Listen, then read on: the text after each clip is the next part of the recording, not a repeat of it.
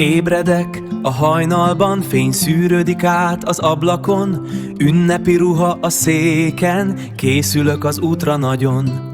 Harmatos fű a lábam alatt, friss kölnivel a zsebemben, versek a szívemben, mosoly az arcomon, megyek én csendben. Zöld ágakat hoz a tavasz, virágba borul a határ, minden lányos házhoz bekopogok, mert a szeretet vár.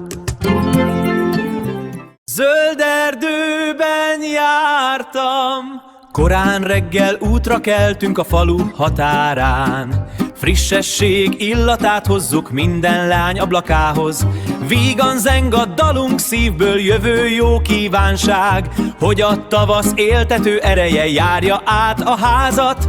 Piros tojás lesz a jutalmunk a locsolásért cserébe.